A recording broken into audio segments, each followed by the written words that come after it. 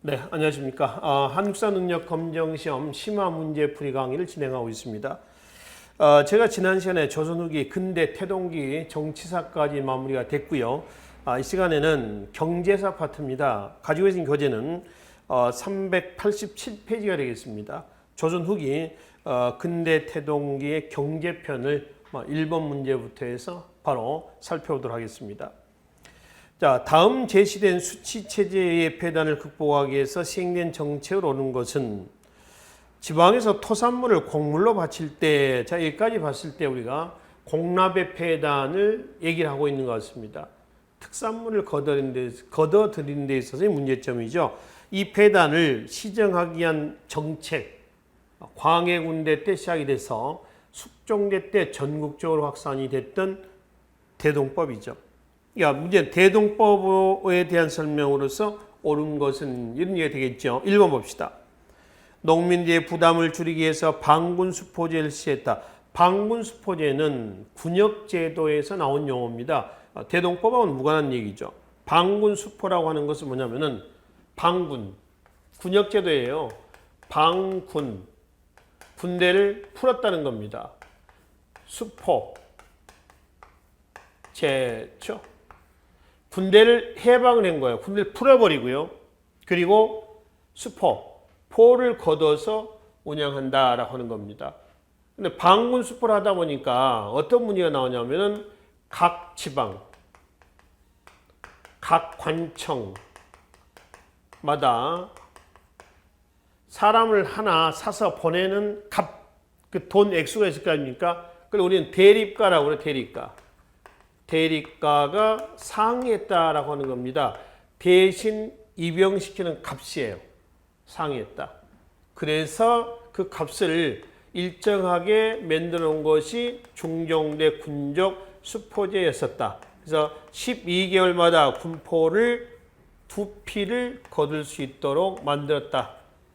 근데 이거에 폐단이 있었죠. 바로 앞 시간에 말씀드렸죠. 이 폐단을 시정하자라고 하는 것이 양역 변통론이라고 하는 게 있었는데 잘 되지는 않았다. 그래서 영조 때 와서 비로소 역을 균등히 한다. 그래서 균역법이 실시가 됐는데 1년에 기존에 군적수포제에서 군포 2필 내던 것이 몇 필?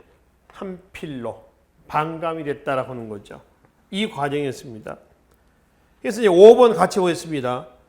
양인들이 지닌 군포의 부담을 줄여주기 위해서 시행하였다. 이 균역법이에요. 1번, 5번은 군역제도에서 문제입니다. 자, 2번 보겠습니다. 농민들에게 대체로 토지 1결당 미곡 12두만 납부하게 하였다 그랬죠. 이게 대동법이죠. 그렇죠? 토지 1결당 대동미에서 12두입니다. 대동포로도 내기도 하고요. 대동전으로도 내기도 했었습니다. 3번 연분구등법은 전세제도이죠. 세종대 때 공법, 우리가 최초의 국민투표라고 그랬습니다. 공법에서 보면은 나와 있는 1년에 상상년, 다하년 나눠서 풍용을 기준한 거죠. 최하 4주에서 최고 20두까지 냈었습니다. 자, 4번 방납인이 공물을 먼저 납부하고 그 대가를 농민에게 받게 하였다 그랬죠. 이거에 대한 시정책으로서 나온 것이 바로 뭐죠?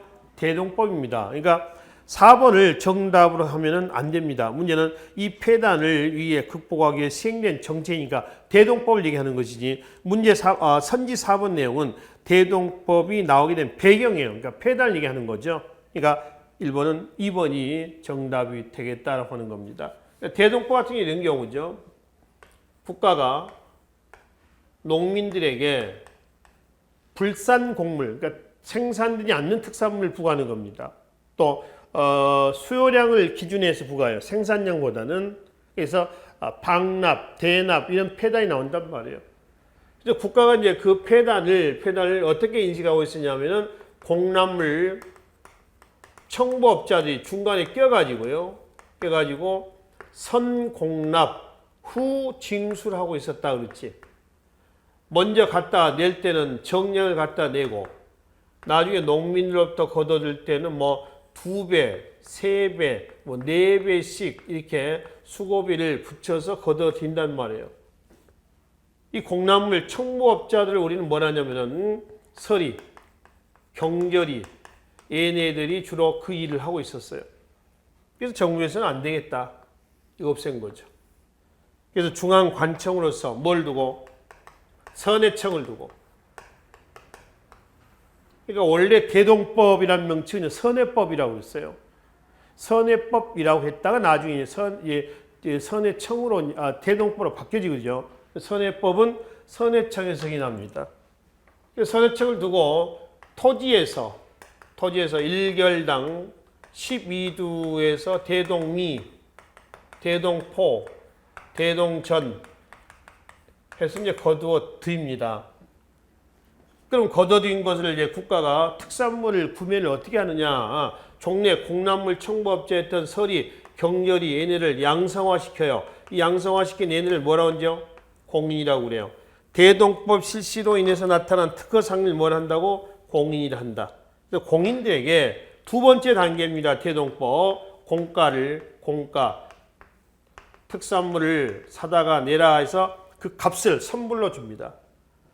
그럼 A라는 공인에게 1,000원을 주면서 100원을 주면서 인삼 10뿌리를 사와라 라고 했어요. 그럼 1,000원 100원 받았지. 얘가 이제 발품을 팔아가지고 막 지방 곳곳을 돌아다니는 겁니다. 가서는 뭐 A라는 적에 갔더니 뭐 강화도 갔더니 100원에 8뿌리에 아주 10뿌리에 무슨 100원 하더라. 비싸. 금산 가니까 10뿌리 한 900원에 좀 비싸. 강화도 가니까 10뿌리에 한 700원에 품질도 괜찮아. 그래서 강화도에 가서 매입을 합니다. 그래서 100원을 받아가지고 10뿌리를 700원 주고 샀어요. 70원 주고 샀어. 70원. 매입을 했습니다. 그리고 선해청에다 뭘 하는 거야? 마지막 납품하면 돼요. 이게 대동법 실시 과정이에요. 아시죠? 그럼 얼마를 남겨 먹었어? 30원 남겨 먹었어. 이런 10원, 20원, 30원씩 남겨 먹어가지고 나중에 대규모 매점 매석 상인으로 성장합니다. 그 대규모 매점 매석 상인을 뭐라고 그래요? 도고라고 그래요. 도고는 다른 말로 뭐라고 하죠? 물주라고도 얘기합니다. 물주. 돈 많은 놈들이죠. 여러분들 친구들끼리 그러잖아요.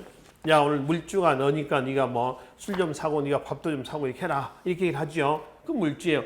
돈 많은 사람들이죠. 조선후기에 수공업이나 광업에서 등장하는 그 물조입니다. 그래서 대규모 매점 매석 상인이다. 근데 문제는 이게 대동법인데 문제는 한계는 자, 대동법 실시로 인해서 상공과 별공과 진상인데 별공과 진상이 없어져야 돼요. 근데 별공과 진상은 그대로 남았다. 뭐가 없어졌냐? 정기적으로 내는 상공만 폐지가 되고 별공과 진상의 부담은 여전히 농민의 부담으로 남았다라고 하는 겁니다. 사실 대동법이 나오게 된 배경은 별공과 진상의 폐단 때문에 대동법이 시작된 건데 없어져야 할 건 남고 있어도 될 정기적으로 내는 특산물이죠. 있어도 될 상공이 없어졌다라고 하는 겁니다. 이런 폐단이죠. 그 다음에 대동미 해가지고 토지 1결당 얼마 낸다고요? 12두. 이거예요. 포나 천이고. 이거 누가 내야 돼요? 땅 주인이 내야죠. 땅세니까. 그치? 전세니까. 근데 대동미를 지주들이 누가에게? 농민에게 전가시켜버립니다. 야, 네가 내. 대신 이제 떠넘기는 거예요. 그러니까 결과적으로 그래서 대동법은 겉은 화려합니다. 실제 뚜껑을 열어보면 농민에게는 별 혜택은 없었던 것이죠. 자, 이게 대동법이에요. 자, 그 다음에 문제 2번 보겠습니다. 가에 들어갈 내용으로 옳은 걸 보기 위해서 고른 것은 가는 뭐냐 그러면은 이거 우리가 바로 앞 시간에 균역법 때 말씀드렸고 여기서도 마찬가지입니다. 군족수포지하에서 12개월마다 2필 내잖아요. 그래서 균역법 실시로 해서 몇 필로? 1년에 똑같이 한 필로 반감이 됐어요. 문제는 반감된 군포를 어떻게 충당하느냐 이거지. 일부 상류층에게는 뭘 낸다고 했어요? 선무군감포. 선무군감포. 1년에 군포 한 필이죠. 또 결작, 지주한테 결작. 토지 1결당 얼마요? 2두를 낸다. 2두. 염, 상, 세가 있죠. 어세, 염세, 상세. 이거는 균역법 실시 관청이었던 어디에서? 균역청에서 징수하더라라고 하는 거죠. 이런 식으로 해가지고 반감된 군포를 충당을 하게 됐습니다. 문제는 지금 이걸 묻는 거예요. 그렇죠? 그래서 맞아. 그래서 줄어든 재정을 보충하기 위해서 가를 실시했다. 가가 뭐냐? 이거다. 그러면 밑에 보기에선 니은과 리을이라는 거죠. 자, 기업 봐봐요. 기업은 양전사업을 시작하고 지계를 발부하였다. 지계, 개인 토지 소유 인정 문서예요. 요즘에 등기부 문서입니다. 땅 문서예요. 땅 문서. 이거는 대한제국 때 광무개혁 때 지계아문이라는 관청을 두고요. 지계가 여기서 발급이 됐었습니다. 광무개혁 때 이후요. 티귿. 토산물 대신 특산물 대신 쌀이나 옷감이나 동전을 납부하겠다. 이건 대동법 얘기죠. 니은의 어장세, 염세, 선박세, 리을의 지주한테 1결당 2두 결자, 그리고 일부 상류층에게 선무공간포에서 1년에 한 필 이렇게 이걸 부과함으로 해서 반감된 군포를 충당하게 되었다라고 하는 겁니다. 자, 3번 문제로 넘어가겠습니다.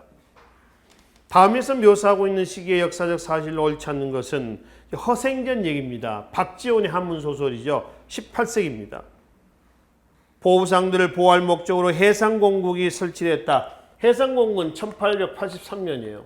개항 이후에 민시정부의 개화정책 추진 때 보부상들로 구성된 해상공국이라고 하는 이익단체를 만들었습니다. 이거는 19세기 말이에요. 그죠? 2번.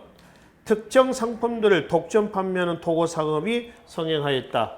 도고죠. 대규모 매점 매석 상인을 얘기하는 거죠. 그래서 도고의 등장은 상업에서 보면은 중소 상인이 뭐했다? 몰락했다. 중소 상인의 몰락을 가져다 줬다라고 하는 것이죠. 세 번째. 상업이 활성화되면서 선박을 이용한 운수업도 발전하였다. 누군가요? 선상입니다. 선상. 배를 타고 다니면서 장사하는 데서 선상이라고. 얘가 누구냐면은 경강상인이라고 하면 쉽게 이해할 수 있겠어요? 경강상인 또 강상이라도 그래. 강상. 얘네들은 어물, 미고, 수송, 판매를 하고 있었고요. 또 얘네들은 수송 판매를 하면서 조선업 있죠. 배. 조선업에도 종사를 합니다. 정조 때 정약용이 한강 다리, 한강 주교를 설계를 하죠. 그 배가 누구 배냐면은 얘네들 배예요. 경강상인의 배거든요. 그리고 얘네들의 활동의 결과 뭐가 성장하면 포구가 성장합니다. 왜? 배를 타고 다니면서 포구에서 바로 배에서 배로 이렇게 교육을 하죠. 그래서 포구가 성장해요. 조선 후기 때 장시 있죠. 장시. 예, 보부상들로 구성된 장시. 5일마다 열렸던 정기시장. 장시하고요. 포구하고 상행위의 규모를 비교하면 어디가 더 컸느냐라고 할 때 어디가 더 크다고 그래요. 포구가 훨씬 큽니다. 그만큼 경강상인의 활동이 두드러졌다라고 하는 겁니다. 또 하나 여러분들이 기억을 하실 것은 이 경강상인은 대외 무역을 한다 안 한다? 안 한다. 대외 무역은 하지 않는다라고 하는 것도 기억을 좀 해두세요. 아시겠죠? 국내에서의 무역이었었습니다. 근데 이제 우리가 그 의주의 상인 누구죠? 만상. 평양의 상인을 뭐라고 그래요? 유상이라고 하죠. 개성의 상인을 뭐라고 하죠? 송상이라고 하죠. 송상. 인삼의 재배 판매. 전국의 각 지점 송방을 둔다고 그랬죠. 부산 동네의 상인을 뭐라고 하죠? 동네. 내상이라고 하죠. 내상. 동네의 상인입니다. 얘네는 대외 무역을 통해서 많은 부를 축적을 해요. 자, 의주의 만상, 평양의 유상, 개성의 송상은 대청 무역에 종사하면서 많은 부를 축적했고요. 그 다음에 개성의 송상과 부산 동네 내상은 대일무역에도 종사합니다. 그럼 누군 지금 양다리를 걸치고 있니? 개성의 송상은 청과 일본의 양다리를 걸치고 있죠. 그렇죠? 그래서 조선시 때 대무역에서 보면은 일본에서 사다가 청에다가 대파는 뭐에 대한 은 있죠. 은에 대한 중개무역도 나타납니다. 청나라에서는 지정은제라고 하는 조세제도가 있었어요. 그러니까 지정은제. 왜 은이 많이 필요했느냐라고 하는 거죠. 정세를 지세다 포함시켜서 은으로 걷어들인다 그래서 뭐라고 그래요? 지정은제라고 그래요. 은의 수요가 늘죠. 조선후기 때 우리나라 광업에서 보면 왜 광산 개발이, 즉 은광 개발이 활발했는가? 조선후기 때 전국에 70여 개가 넘는 은광이 개발이 돼요. 은광이 덕대지하에서. 그래서 왜 은이 많이 은광이 개발했으며 왜 은에 대한 중개무역까지 했느냐? 청나라의 조세제도가 지정은제였다라고 하는 것을 이해를 하시면 됩니다. 그래서 만상, 유상, 송상, 내상도 많은 부를 축적을 해가지고 대규모 매점, 매석, 상인으로 성장합니다. 뭐라고 그래요? 토고라고 토고, 물주라고 일합니다. 또 공인이 성장해서 되기도 하고 조선이 사상들이 성장해서 뭐가 되기도 하고 도고가 되기도 하고 그러니까 일종의 요즘에 같으면 어떤 그 대자본이죠, 대자본. 그러니까 구멍가게는 어떻게 돼요? 죽어버릴 수밖에 없다라고 하는 거지.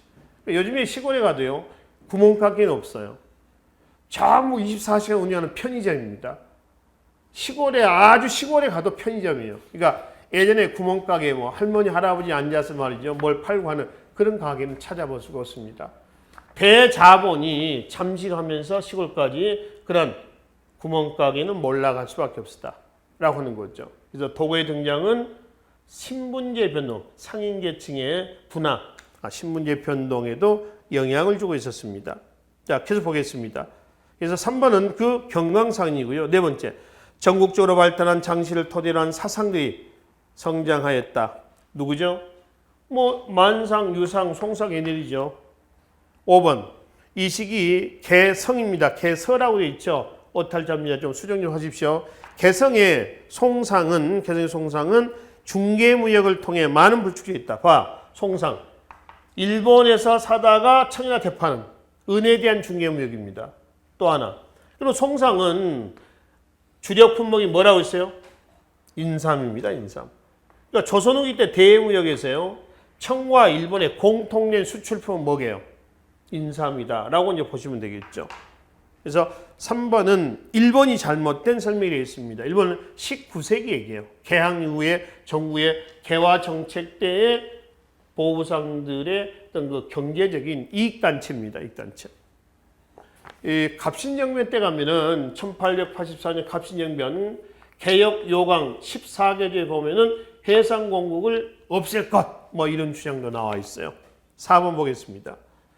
다음 글이 보여주는 시기에 일어난 경제적 상황과 가장 관계가 없는 것은 이렇죠. 자, 배에 물건을 싣고 오가면서 장사하는 장사꾼은 반드시 강과 바다가 이어지는 곳에서 이득을 얻는다. 전라도 나주의 영산포 등등에서 포구 성장입니다. 지금 그건 뭘 얘기하냐면은 누구 얘기예요? 선상, 이른바 경강상인 얘기예요. 경강상입니다. 1. 전국적으로 장시는 장시는 일천여 개서 했고 보통 5일마다 있다. 조선후기 때 뭐죠? 장실 얘기를 하고 있습니다. 지금 문제는 이 시기 조선 후기의 경제 상황이 아닌 걸 찾는 거죠. 맞죠? 2번. 시전상인의 금난 정권이 더욱 강화됨에 따라 도고 상업이 위축됐다. 도고 상업이 위축됩니까? 조선 후기 때? 아니죠.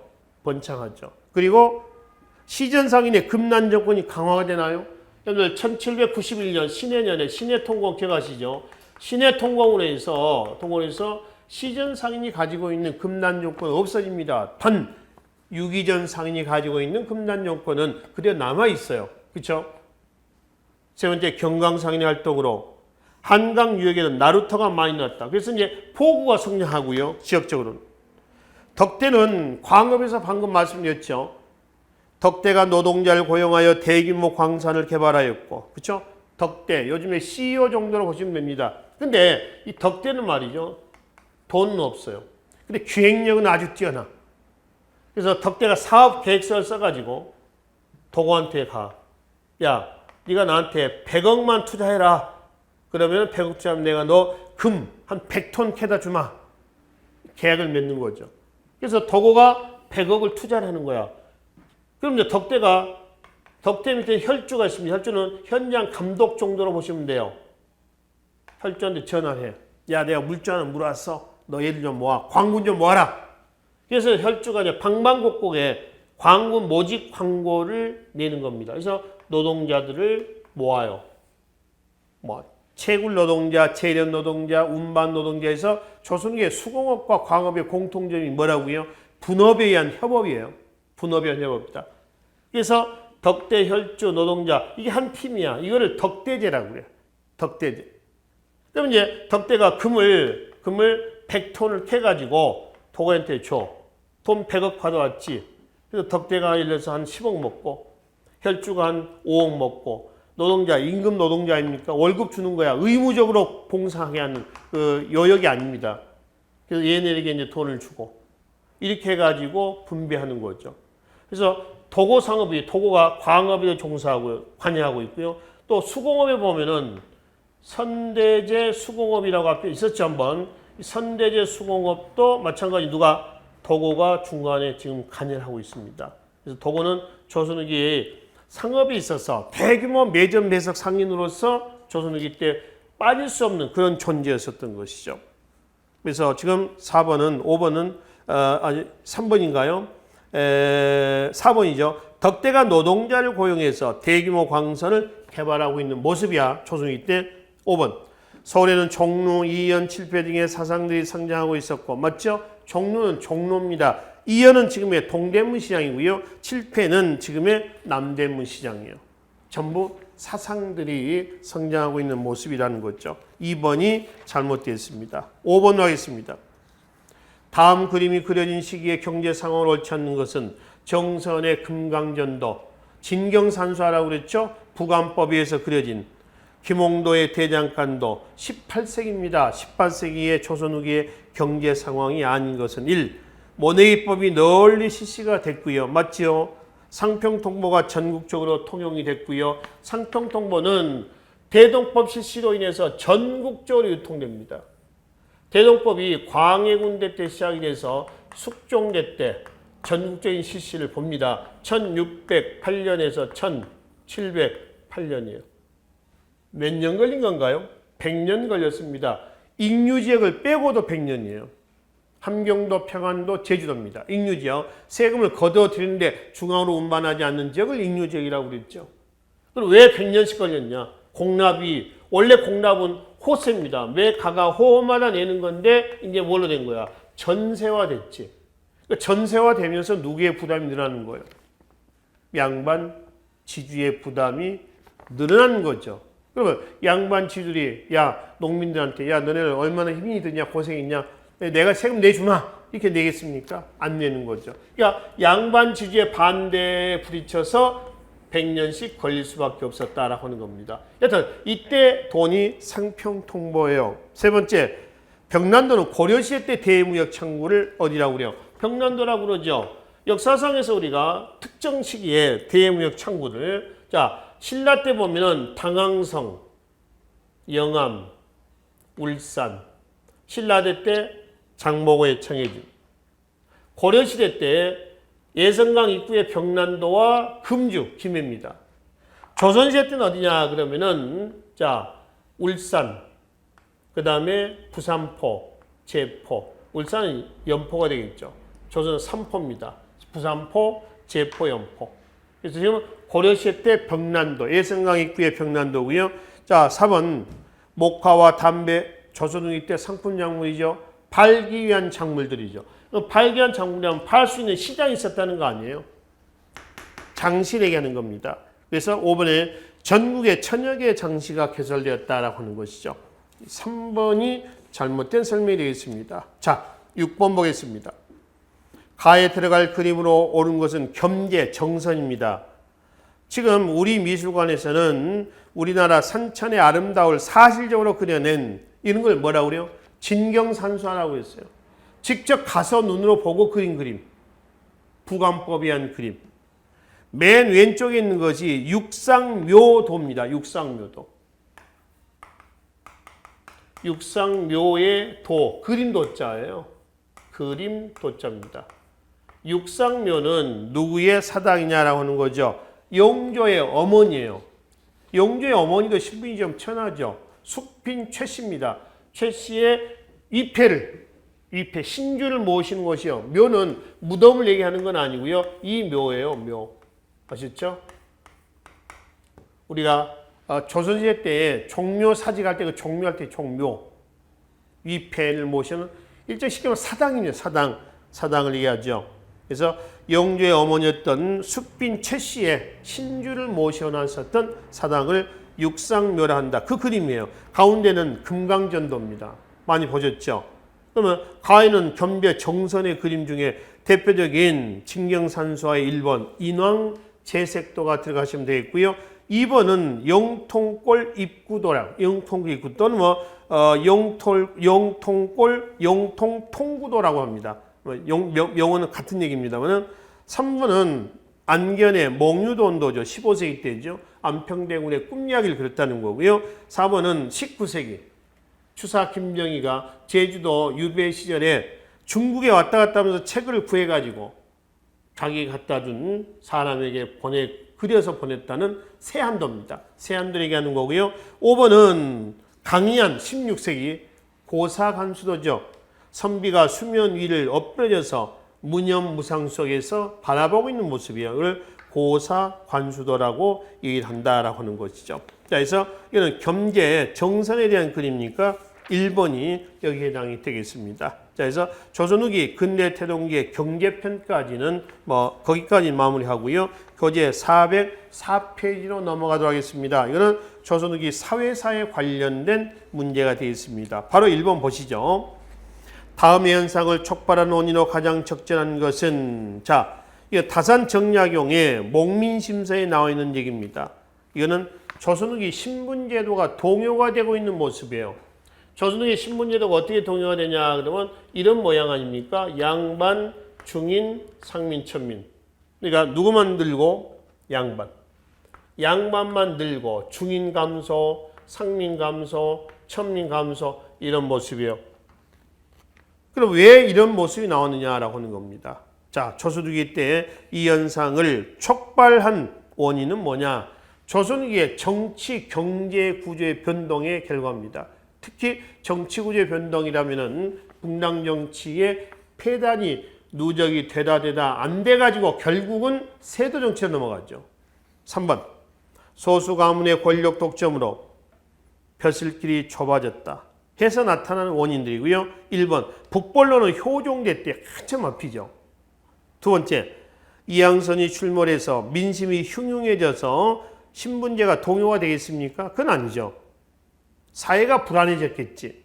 4번 전국적으로 수해가 일어나고 전염병이 만연해서 신분제가 동요됩니까? 역시 2번과 4번 묶어서 사회 불안이 고조가 됐겠죠.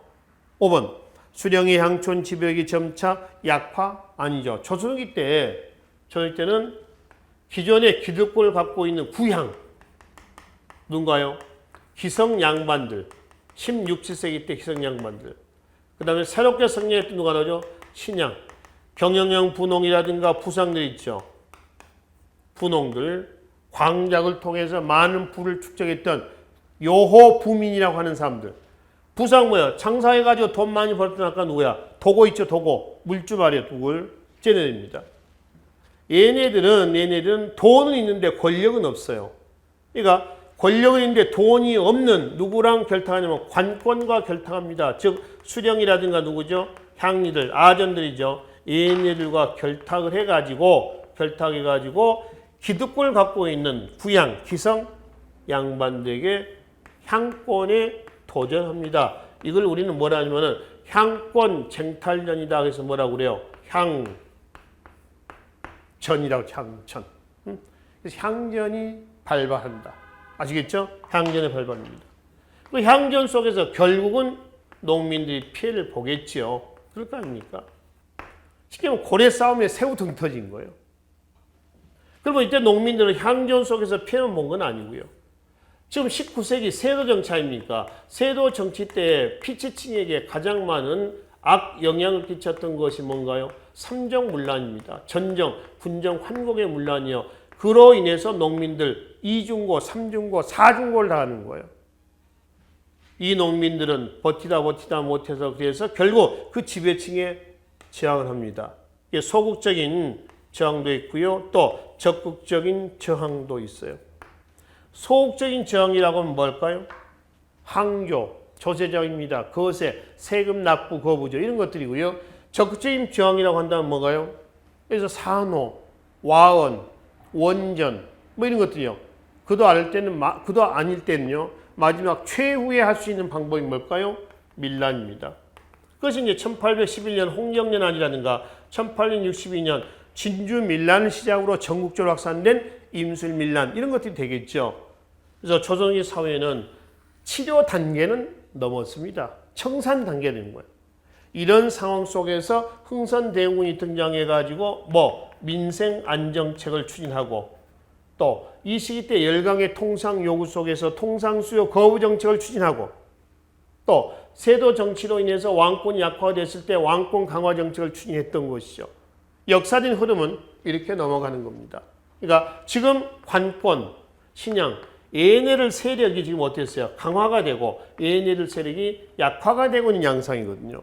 그러니까 5번은 약화가 아니라 수령 또 아전, 향리를 관권과 결탁했던 신양 세력이 강화가 되고 있다. 향촌에서 이렇게 얘기되어 있죠. 3번이 가장 여기서 적절한 설명이 되어 있습니다. 2번 봅시다. 다음 사료를 통해 조선 후기 당시 향촌 상황을 바르게 추론한 것은 지금 정조실록과 일성록과 승정원 일기, 비변사 등록이 내용인데 이 내용이 지금 방금 했던 향촌에서 이 모습을 얘기하고 있는 겁니다. 조선 후기라고 하는 향촌사의 모습을 토대로 1번 봐봐요. 향회를 통한 향촌 지배력이 강화가 돼 나가고 있다 그랬습니다. 향회는 지방 양반들, 기성 양반들의 조직이에요.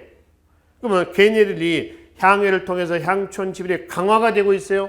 얘는 약화가 되고 있다고 그랬잖아. 지금 그지? 2번. 새로이 등장한 분홍충이 성장해서 관권과 결탁하였고 신문제가 동요되었다. 이거죠. 신양과 신양이 관권과 결탁해서 세력을 키워나갔고, 그렇죠? 요 얘기는 얘기입니다. 결탁하였고 신문제가 동요되었다. 어떻게? 이렇게 동요됐다. 양반이 증가하고 나머지가 줄어드는 형상이었습니다. 맞죠? 3번. 향반의 성장, 향반은 토착 기성 양반입니다. 성장으로 수령의 관권이 현저하게 약화되어 신양 관권 강화가 되고 있는 모습이라고 있습니다. 4번. 향리의 세력의 권한도 동반 약화되었다. 천만에 관권, 수령과 아전, 향리를 강화가 되고 있다고 그랬어요. 5번. 새로운 향민층의 등장으로 농민층의 조세 부담이 경감되었다. 천만에 농민층의 조세 부담은 여전합니다. 경감되거나 그러지 않았습니다. 그러면은 이런 일도 없을 거고 또 피치층의 소극적이고 적극적인 이런 저항도 없어야 돼요. 그렇죠? 근데 일어나고 있다라고 하는 거죠. 이거는 2번이 바르게 설명을 하고 있습니다. 3번 보겠습니다. 제시된 장소와 관련된 종교에 대한 탐구활동으로 적절한 것은 절투산 성지는 마포했습니다. 산을 얘기하는 건 아니고요. 천주교 박해 때 천주 교도들의 목을 치는 겁니다. 그러니까 그 머리통이 산을 이뤘다는 거예요. 절단한 머리가 쌓아있는 산이에요. 절투산이요. 마포에 있고요. 배론성지는 황사영 백서 사건 아시죠? 황사영이 신유박해 때 사건을 여기에 들어가서 토구를 파고 들어가서 써가지고 비단에다가 북경에 있는 천주교 신자에게 알려서요. 이 사건을 알려서 도움을 요청해서 신유박해의 그 가해자들 좀 혼 좀 내달라 뭐 이렇게 하다가 들통난 사건이 있었던 그 황사영 백서 사건이죠. 그 황사영이가 백서를 썼던 것이 배론 성지입니다. 충청북도 제천에 있습니다.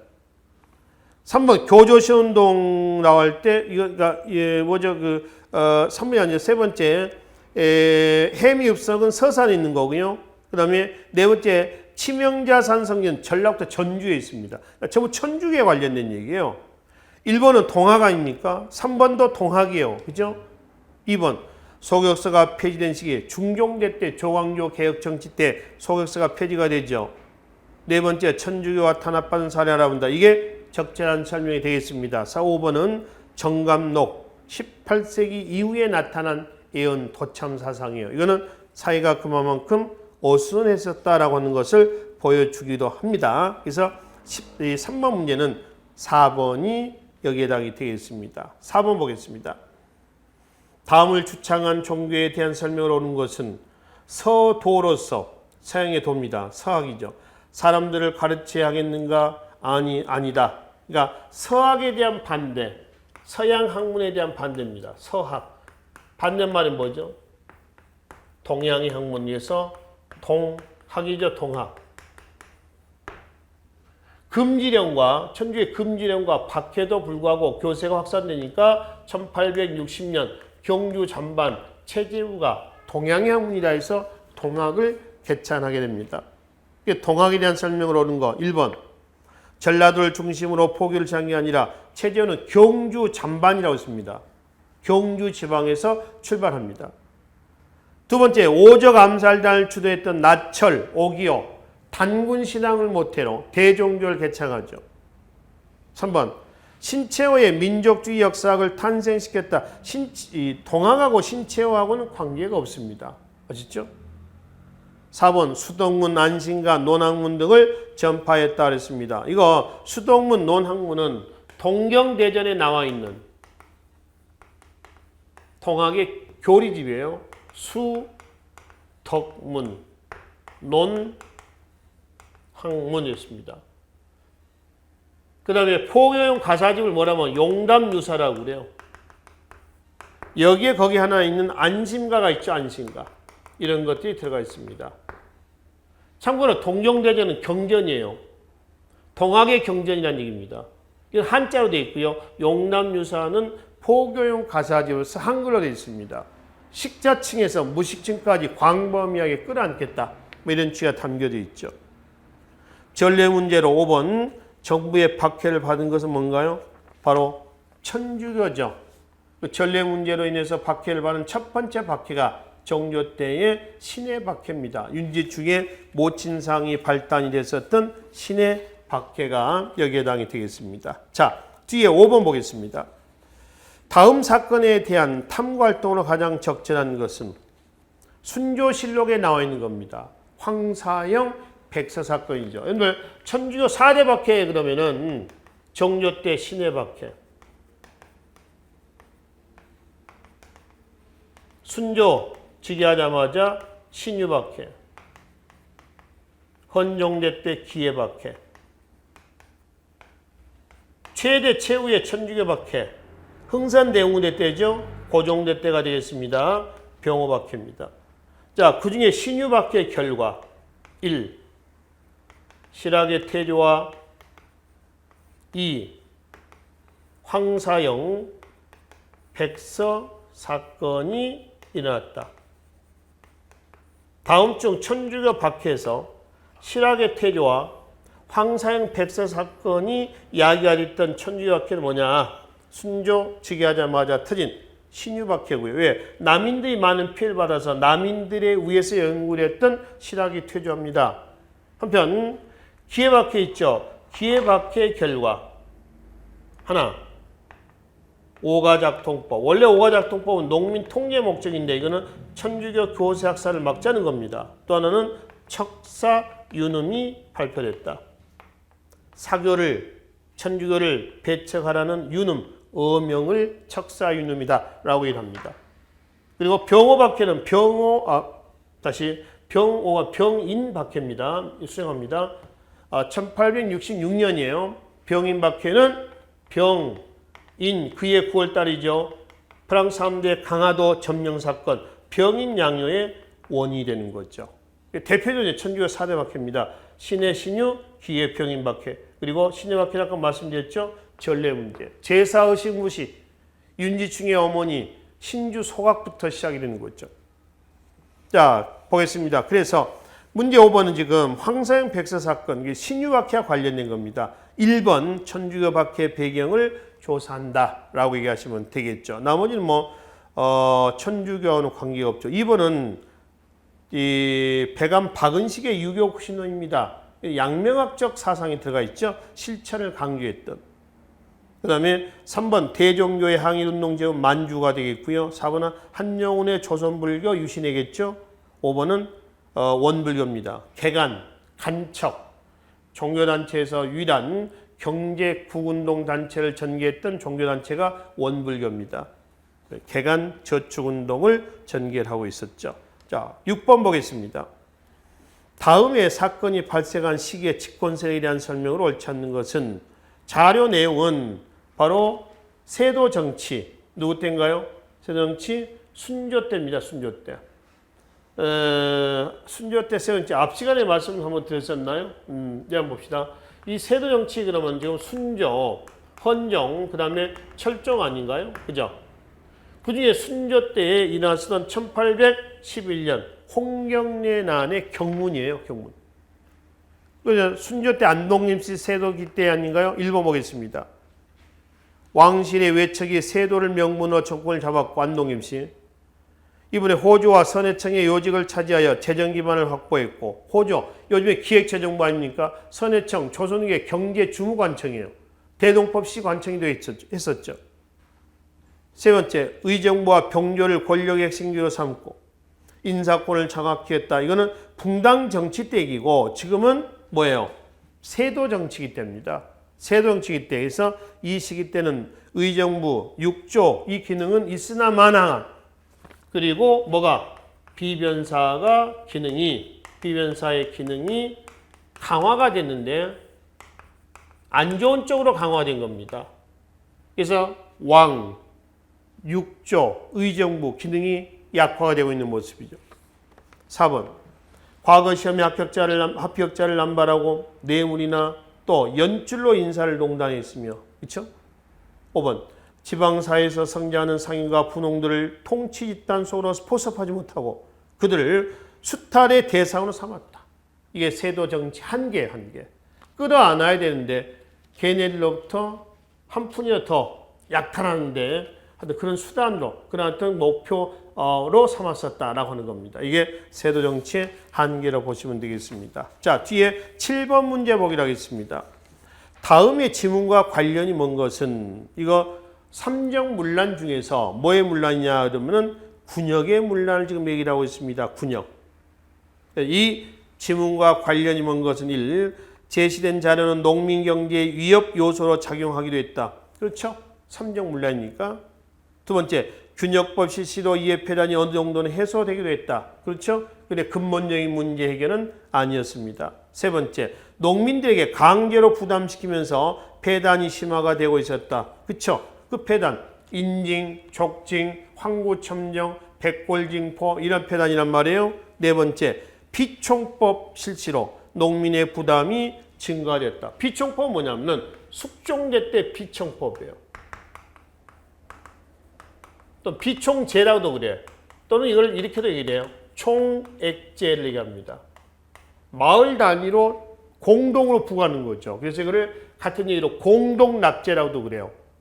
이 비총법 이전에 뭐 있냐면은 인조 때에 영정법 풍경에 관계없이 토지 1결당 얼마를 내죠? 4두를 내던 겁니다. 이게 인조 때 영정법인데 이게 숙종되면 비총법으로 가요. 이거 언제까지 가냐 그러면은 1894년 갑오개혁 때까지 갑니다. 갑오개혁. 이거는 군역 제도의 문란이 아니라 전세 제도의 문란이에요. 자, 5번. 이러한 상황에 대비하여 군포계를 조직하게 했다. 왜 군포계를 조직을 할까요? 군역의 문란을 시정하기 위해서 계를 조직합니다. 계라고 하는 건 상부상조하자라고 하는 거죠. 그래서 십시일반하겠다라고 하는 거예요. 요즘에 계 모임하는 거 똑같아요. 그래서 군포계를 조직을 해가지고 내가 이제 군대 가야 될 때 이 군포계를 조직해서 돈을 여기서 빼가지고 타서 그리고 그 돈을 대신 메꾸는 겁니다. 계 모임하는 거죠. 그래서 7번요. 군역제도의 문란에 관련된 얘기들입니다. 근데 4번은 전세제도의 문란에 대한 얘기입니다. 8번 보기로 하겠습니다. 조선 후기 다음 사료와 관계가 있는 사건은 많이 보셨죠? 평서대원수. 평안도 쪽에 있죠. 그러면 다섯째 줄 보면은 그러나 조정에서는 여섯째 줄인가요? 관서지방을 버림이 분토화당합니다. 지역적인 차별입니다. 지금 임금이 나이가 어려 순조를 얘기합니다. 권세 있는 간신배가 등등이 있죠. 홍경래 난 때 경문이죠. 몇 년이요? 순조 때 1811년이고요. 임술 농민봉기는 1862년 진주 밀란을 기점으로 해가지고 그해 일어났던 모든 밀란을 뭐라고 그래요? 임술 밀란이라고 그래요. 이건 누구 때냐면 철종대 때입니다. 순조, 건종, 철종할 때 철종이. 동학농민노원 1894년이고요. 5번의 단성밀란은 진주밀란과 같은 시기에 일어나. 그러니까 단성은 어디냐면은 여기가 진주죠. 진주가 단성입니다. 경상도 산청군 단성면. 여기서 일어나요. 진압됩니다. 진주로 갑니다. 진압됩니다. 옆 동네로 갑니다. 진압되죠. 이런 식이에요. 동시다발적이라는 게 아니라. 조선의 밀란은 어느 지역에서 터지면 진압이 되고 옆 동네로 가고 또 진압되고 그 소문이 옆 동네로 가서 또 일어나고 이런 식이에요. 그러니까 비록 실패했지만은 이런 밀란을 통해 가지고 민중의식은 신장이 된 겁니다. 민중의식은 꾸준히 신장이 됐고 여기다가 나중에 동학이라고 하는 휘발유가 끼얹어지는 거예요. 이것이 뭐로 나오냐면 1894년 2월 동학 농민운동으로 나오게 된다라고 하는 것이죠. 그래서 단성밀란은 그거예요. 진주밀란을 같이 묶어서 위정척 사운동은 아시죠? 바른 걸 지키고 그릇된 걸 배척하자라고 하는 운동을 위정척사운동이다라고 일합니다. 그래서 이번에 홍경래 난을 얘기를 한다. 이번 1811년을 말씀드리면 되겠습니다. 그래서 조선후기 사회사 부분까지만 이 시간에 정리하고요. 나머지 조선 후기 근대 태동기 문화사 이후 부분은 다음 시간에 정리하도록 하겠습니다. 수고하셨습니다.